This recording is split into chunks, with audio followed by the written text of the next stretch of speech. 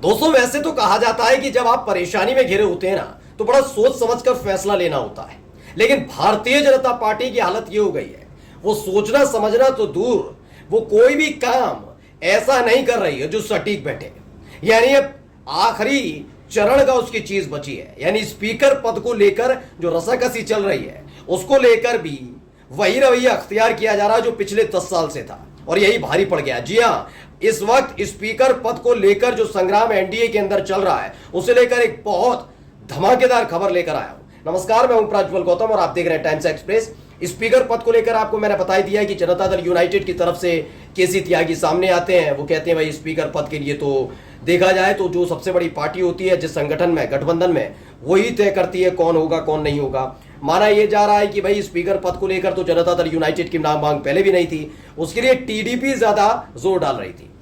Janata Dal United की मांग rail, कृषि ऐसे विभागों को लेकर थी जो उसको नहीं मिले, मतलब दुत्कार कर भगा दिया। अभी भी टिके हुए हैं नीतीश कुमार। वो बात अलग है कि नीतीश कुमार ने दूरी बना ली है, मोदी शाह के साथ मंच साझा नहीं कर रहे, लेकिन इस वक्त सबसे ज्यादा मुसीबत अगर किसी ने बढ़ा रखी है ना, तो वो है तेलुगु देशम पार्टी यानी चंद्रबाबू नायडू ने। वो कैसे, आज मैं अपनी इस वीडियो में आपको बताने जा रहा हूं। दरअसल लगातार एक खबर आ रही है कि टीडीपी कह रही है कि स्पीकर तो हमारा होगा।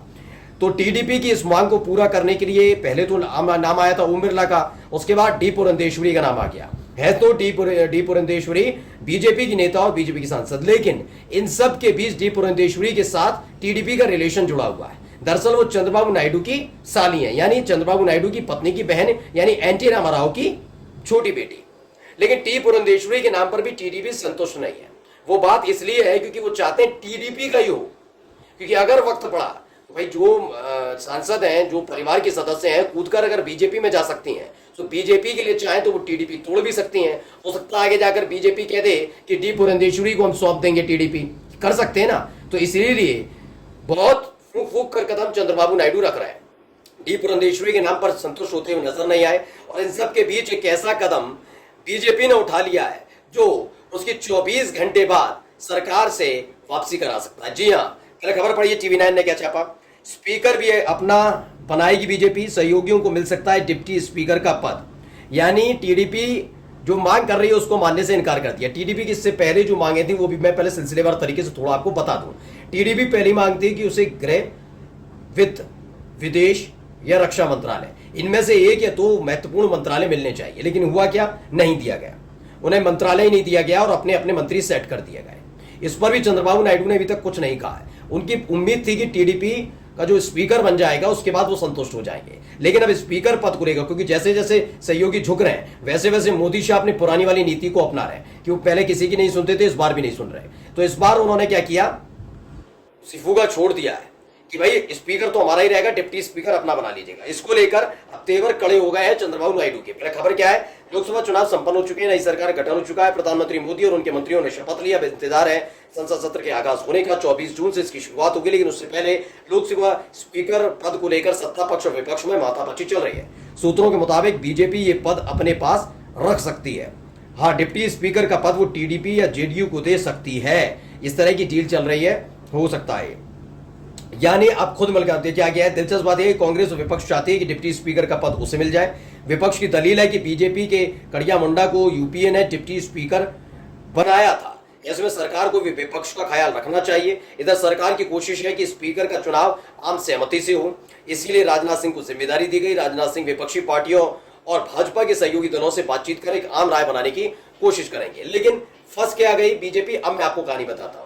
बीजेपी को, मतलब मैंने कहा ना, आप कितना ही कर लीजिए, फितरत बदलने वाली नहीं है। तो ये वही फितरत है कि हमने कह दिया ये होगा तो ये होगा, हमने कहा ये फैसला तो कह दिया ऐतिहासिक फैसला। तो सारे बीजेपी के सांसदों के साथ साथ जो सहयोगी दल है वो यही करते रहे इतने साल। तो यही आदत 10 साल में मोदी जी को पड़ गई। मोदी जी को लगता है रात को मुझे कोई सपना आया और सुबह अगर मैंने वही फरमान सुनाया तो सब हाँ में हाँ मिलाएंगे। लेकिन टीडीपी का यहां पर तेवर कड़ा है। कैसे, देखिए, इसे दैनिक जागरण ने खबर छापी है और दैनिक जागरण ने जो लिखा है पढ़िए। दैनिक जागरण ने इस पूरी खबर को लेकर लिखा है कि लोकसभा स्पीकर को लेकर चंद्रबाबू ने बढ़ाई बीजेपी की टेंशन, टीडीपी की शर्त के चलते क्या फंस जाएगा पेच। लोकसभा के स्पीकर पद को लेकर एनडीए में माथापच्ची जारी है। मंत्रियों को विभागों के बंटवारे के बाद अब लोकसभा अध्यक्ष किसे बनाया जाए, इस पर फैसला लेना बाकी है। भाजपा नेताओं की माने तो अध्यक्ष पद पार्टी खुद ही रखना चाहती है और किसी भी एनडीए के साथी दल को नहीं देना चाहती। अब टीडीपी की एक शर्त पार्टी की टेंशन बढ़ा सकती है। पहले वो शर्त मैं आपको दिखाने जा रहा हूं, शर्त क्या रखी गई है। इसी में दैनिक जागरण ने आगे जाकर बताया है, जेडीयू चाहते हैं टीडीपी के तेवर अलग हैं, अब क्या है, टीडीपी के सुर अलग है। वहीं टीडीपी के प्रवक्ता पट्टाभी राम कुमार रेड्डी ने कहा कि जब आम सहमति बन जाएगी तभी स्पीकर का चयन होगा। टीडीपी नेता ने कहा कि एनडीए के सहयोगी इस साथ में बैठक करेंगे और जब उम्मीदवार के नाम पर आम सहमति बन जाएगी तभी सभी सहयोगी उम्मीदवार का समर्थन करेंगे। यानी जो बात लगातार संजय राउत लगातार विपक्ष की तरफ से कही जा रही है कि अगर टीडीपी एनडीए उनके हिसाब से नहीं उतारता, बीजेपी अपना स्पीकर पद पर उतार देता है, तो विपक्ष तैयार है कि टीडीपी अपना उम्मीदवार उतार दे, और टीडीपी अगर अपना उम्मीदवार उतारता है तो इंडिया गठबंधन आसानी से उनको समर्थन देने के लिए तैयार हो जाएगा। यह पहले भी प्रस्ताव रखा गया और माना जा रहा है इस प्रस्ताव को लेकर चंद्रबाबू नायडू का भी गंभीर नजर आ रहा है, क्योंकि उन्हें बीजेपी की जरूरत नहीं है। केंद्र में सरकार में बदलनी होगी तो जिस दिन चाहेंगे चंद्रबाबू नायडू और नीतीश कुमार मिलकर सत्ता बदल सकते हैं, इंडिया गठबंधन आ सकती है। ये बात बीजेपी भी जानती है, इसलिए उन्हें ज्यादा दिक्कत नहीं हो रही। वो हर एक चीज पर नजर गड़ाकर बैठे हैं कि अध्यक्ष पद हो जाएगा, उसके बाद देखा जाएगा क्या होगा, लेकिन अध्यक्ष पद पर इसलिए अड़े हुए हैं कि उसके बाद ही ये सब कुछ होगा, फ्लू टेस्ट वगैरह। चंद्रबाबू नायडू की क्या है कि वो लंबे समय से राजनीति में है, तो ऐसे में वो देख चुके हैं जहां जहां परिवार को लेकर चीजें हुई हैं या फिर जहां जहां तो बड़े नेता आपस में टकराए हैं, जो मोदी के साथ शाह के साथ खड़ा उसको आराम से दे दिया, आराम से पार्टी चली गई। और ये काम किस किसने किया? ये काम लोकसभा स्पीकर ने किया। इसी देश के अंदर शिवसेना को देखिए, शिवसेना के एकनाथ शिंदे करते हैं बगावत। जब बगावत करते हैं, मोदी शाह के साथ कौन खड़े थे? एकनाथ शिंदे खड़े थे। मालूम होगा आपको, मोदी के साथ इसलिए कि बगावत की, और उस समय उद्धव ठाकरे दूसरे गुट में थे, कांग्रेस के साथ थे, तो एकनाथ शिंदे वाली शिवसेना को असली शिवसेना करार दे दिया गया। ये काम हुआ है। आप देखिए, एकनाथ शिंदे की शिवसेना को असली शिवसेना बताया। जरूर हम आम बोलचाल की भाषा में कहते हैं कि शिंदे गुट वाली शिवसेना और उद्धव ठाकरे वाली शिवसेना, लेकिन हकीकत में असली शिवसेना एकनाथ शिंदे को दी गई। किसकी बदौलत? लोकसभा स्पीकर की बदौलत। यही काम एनसीपी के साथ हुआ। यानी शरद पवार की पार्टी, हर कोई जानता है एनसीपी, लेकिन जब शरद पवार चला गटकर अजीत पवार कूदकर बीजेपी के साथ आ गए, वैसे ही अजीत पवार की पार्टी को असली एनसीपी मान लिया गया और शरद पवार की पार्टी को मतलब बी माना गया, बी पार्टी माना गया कि आप नई पार्टी नए नाम से रखिए। यही काम एलजेपी के साथ किया गया, क्योंकि एलजेपी ये समझ गए थे कि चिराग पासवान की प्रमुखता और प्रसिद्धि लगातार बढ़ रही है। ऐसे में उनके कद को कम करने के लिए उनके चाचा को प्रोत्साहन दिया गया, उनको मंत्री बनाया गया, और असली वाली एलजेपी उनको दे दी गई और नकली वाली मतलब उनसे कह दिया नई पार्टी बना लो। तो ये चिराग पासवान के साथ भी हो चुका। वो बात अलग है कि चिराग पासवान की जरूरत इस बार बीजेपी को सबसे ज्यादा थी, इसलिए उन्होंने उनको अपने साथ रखा और चाचा को दरकिनार करते रहे।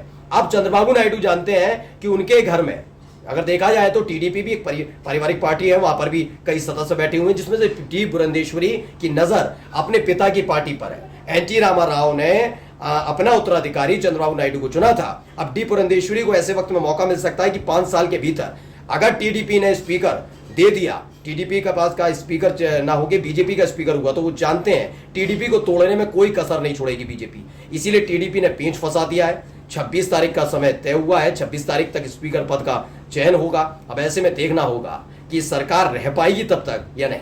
नमस्कार।